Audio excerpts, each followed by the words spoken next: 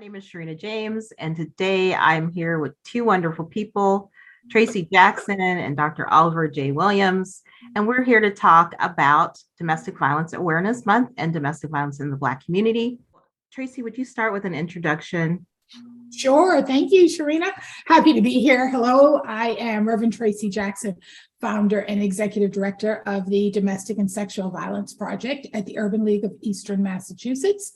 And prior to founding the project in 2014, I was a technical assistance provider for the Office on Violence Against Women, doing work for faith-based organizations that wanted to engage in the work of domestic and sexual violence response, both prevention and intervention. And I serve as a member of the African American Domestic Peace Project, which Dr. Williams will talk to us more about, but I am the person who is managing or supporting those works here in Boston, Massachusetts. So thank you for having me. Great. Dr. Williams, go ahead and introduce yourself and share some of your experience. Okay. Hey, I'm Oliver Williams, and I've been involved in the field for more than 40 years. And I've done a lot of things. I've worked in battered women's shelters. I've developed a curriculum for batters intervention programs. I've worked in different batters programs, but I was also a child welfare worker, delinquency worker, and worked in substance abuse programs and in family and individual therapy. And I've done a lot of things. I've been at the University of Minnesota for about 33 years, something like that. And was at West Virginia University and Illinois State University for a few years too. And so I have come to this work around domestic violence because I saw that it hurt women, victims of domestic violence, and certainly had an effect on children. But it also has an impact on people that perpetrate domestic violence. And that I believe there are a lot of men that never change, but there's some men who do. And we have to figure out how to encourage that. And we have to find a way to be supportive of victims of domestic violence and children. And also, some things that we haven't looked at is that we maybe looked at it in a particular way, but people that perpetrate domestic violence and children that were exposed, for children that were exposed, I think we have to be thoughtful about what happens when they become adults, and that some may perpetrate domestic violence. Wow, thank you for sharing that. So, Dr. Williams, you have been the founder of the African American Domestic Peace Project. So can you tell us kind of how you came to establish this, and also why do you think it's important for us to have a group like the African American Domestic Peace Project? When I looked at how people could be connected, because I think people wanted to find a way to be associated with it, I came up with the idea of the African American Domestic Peace Project. Because it could happen in different communities, and people could do the work in their own community and not deal necessarily, even though I'm a fan of the concept of intersectionality, I also think that you have to deal with the uniqueness of what exists within your own community and what the reality is for African and African Americans. There's different realities for different community groups. But there's also, African Americans are similar, but we're not a monolith. So you need to know the realities of the communities and the tribes and ethnic groups that you're dealing with to understand their story, their philosophy, and their language. And we need to be thoughtful about their history and reality, is that we have to understand our truth. We have to try to figure out what makes sense for us. And sometimes what we want to do is to figure out how we do everything the same way, because we don't want to do the work to try to figure out what's unique and what might be useful for the populations that we're dealing with. Similarly, I think that from a cultural perspective, the one thing that we've heard in Boston for victims and survivors is that the cookie cutter approach to direct services didn't work. That when they would enter into other domestic or sexual violence agencies for direct services, that the approach was such that there were more questions asked than most people felt necessary. And then it became more about a story than about a service.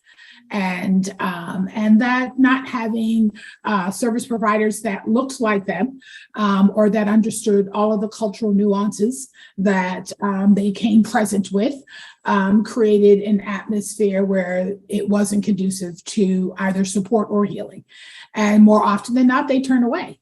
And when we were doing research prior to writing our first culturally specific grant, what we found out was that though African Americans in the city of Boston were only 23% of the total population, we were 56% of the domestic violence calls and 52% of the sexual assault calls. And then when we reached further to service providers and said, can you share your demographics with us? What we found is that most of the service providers in and around the greater Boston area were doing a very small percentage of service to victims and survivors of color. So the question became, what happened after those initial calls to the Boston Police Department?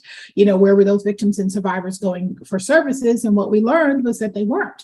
That initial call was placed, and after that, there was no further outreach for services, but there was also no support that was happening for those victims and survivors, which meant they were staying in those unsafe situations. And so, I cannot say enough to echo what Dr. Williams is saying about the fact that the need for culturally specific services, the need to understand the specific needs and help-seeking behaviors of Black and Brown men and women is so crucial. But also what Dr. Williams shared about the importance of finding help for abusers. Finding help for those that are causing victimization, because in African American communities, we can't afford to throw anyone away in our families. We certainly cannot afford to throw our men away. I'm only speaking of men and women because that's the greater context for domestic violence is that women are more often victims, but we know that men are victims as well. It's even more important for us that we find ways in which to help everyone. The entire family gets help, the children get help, the perpetrator gets help, the victim gets help, so that we can do as much as we possibly can when it's possible, as Dr. Williams said, when there is help to be found and men do change, or perpetrators, male or female, do change, that we do as much as we can to keep families intact. So let's talk about how COVID has impacted domestic violence. Traci, you're in Boston. What have you heard from survivors there? Well, in Boston, Massachusetts, like every major city around the country, there was an uptick in domestic violence during the COVID pandemic. And we would have assumed as much simply because we are talking about a level of stress that COVID produced for so many. Even in the best of households, people were not used to spending, so much time together as a family unit. And there were stresses that took place for people. Food insecurities became an issue for a lot of people really quickly. Many people could not afford their rent any longer, could not continue working for, a myriad of reasons. So, when you put all of that together, it is a recipe for a lot of stress. And then when you consider it in the context of households that were already stressed, where violence was already a part of what was happening in their households. And now you've got children home all day who are not typically there. And so there are just layers of stress that are happening. And then people are losing loved ones, right? And then so that's adding to trauma that already exists in many households. So if you've got people who are already living under multiple layers of trauma, and then you have the trauma of losing loved ones that they couldn't even see and say goodbye to, and then in many instances could not even bury and have a proper amount of closure, such as you can have closure in a situation like that. So add all of that together, as I said, and it's a recipe recipe for a lot of domestic violence and a lot of sexual abuse that began to take place. And now victims and survivors are having a hard time figuring out where they should be reaching out for help. And so when you start talking about communities of color who already have many issues, layered issues with law enforcement, now you're thinking, do we want to be calling the police and having them come into our home? Do we want to have someone removed in the midst of COVID? Do we? There's so many questions that are going on here. And so what ends up happening is the numbers are increasing, but there's less reporting. And there are less people accessing services. And so for those of us that are doing direct service work, and that is part of the project that I run at the Urban League, then yes, we are now trying to find very creative ways to get services to victims and survivors. And now post-COVID, there's all of the issues that are related to having been through the pandemic. Moratoriums have lifted, and things like gas and electricity that were covered and protected because of the COVID pandemic are no longer protected. And so people are now experiencing the trauma related to that. Now, maybe they got help with rent during the COVID pandemic, but going forward, maybe it was 3 months worth of help. Well, there's no more help available. And so now people are in housing court, right? Facing evictions. And if I'm a victim of domestic violence, I might be more likely to stay with my abuser because I'm going to have no place else to go. And perhaps he's the only person working in our home and who can provide that rent that we now need. So certainly there, nothing good came of the pandemic for victims and survivors of domestic and sexual violence. As a matter of fact, it added to the layers of trauma that they were experiencing. When the pandemic happened, what it did was restricted the options for people who were victims of domestic violence. So people ended up staying and suffering in place because there were few options about where to go. And I think shelter programs had to kind of rethink how they were going to provide their support for victims because of the pandemic. And so I agree with that. And where violence was happening, it continued to happen because people had restrictions about where they could go to find support. Mm-hmm, mm-hmm. So Dr. Williams, you shared some of this earlier because you've been doing this work for over 40 years. So tell me, do you think it's possible for abusers to change? Yes. I've met some who have. As a matter of fact, on my website, I've got in its will to change, as will the digit 2 change.org. But there are other people that I've met over the years who have changed and sort of went through a process, first of all, of taking ownership of their violent, abusive behavior. But then secondly, to try to figure out what the different stages of change were. Acknowledgement, after acknowledgement, it's the path of learning different ways to be able to respond and to behave and to redeem and to make a pledge not to be abusive again. Mm-hmm. I know people, and I've seen people throughout the years who have changed as well. Wonderful. Thank you for sharing that. A big question that always gets asked is, how can I help someone that's in an abusive relationship? Or how can I mobilize the community to help people that are being, hurt or harmed? Mm-hmm. Can you both share something that we can do as individuals and as community members? I think, probably the best starting place is believing the victim, right? Just believing them and validating their experience. I don't think that you have to have all of the answers, and oftentimes we don't. And oftentimes people are not looking for us to. What they really want is just a chance to be heard, understood, and believed. And so I think that that's probably the most important starting place. I also think that connecting someone to resources is really very important if you are aware of resources, and then, volunteering to go with them and supporting them in that capacity. Sometimes it's as simple as what I call a ministry of presence. You just have to be present with someone. I think, we, in our culture, in our society, we're so not comfortable with silence.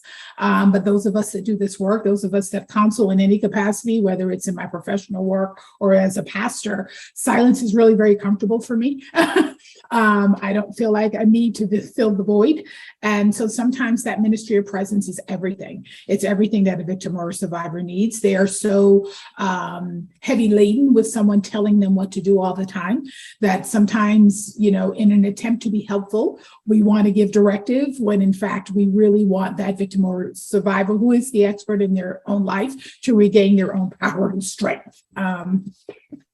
So just being present and supportive in the ways in which they need it, whatever that looks like, even if we don't agree, and we often don't agree with what support looks like. And then as a community, I think that, there's the community engagement, there's the involvement. One of the most important things that we've done, and that I believe the African American Domestic Peace Project is doing, is what we call a coordinated community response. It is the engagement of the entire community in the process of eradicating the violence. And it takes the entire community. It cannot just be the police department working in one silo and the service provider working in a different silo. We have to engage faith communities and invite them to the table as part of the coordinated community response, because victims are more than just who they are in one facet of their lives. They are who they are in totality. And so excluding the faith community as part of that coordinated community response for many victims and survivors would be as if we never helped them at all, because their faith is not only the lens by which they see the abuse, their faith is also the lens by which they see their options. And so a failure to answer that part for them, or to respond to the crisis of faith that they're having, is a failure on our part. So engaging the entire community in the work, and then showing up, if there's October is Domestic Violence Awareness Month. So if there's something happening in your community, participating. You don't have to be an expert in this work to put on a t-shirt and walk in a walk, or serve at a walk. You will volunteer at a domestic violence agency, and then show up when community events are happening, when community education opportunities are happening. Show up at them and learn as much as you possibly can, so that you too can recognize red flags and warning signs, not only in your community, but within your own family.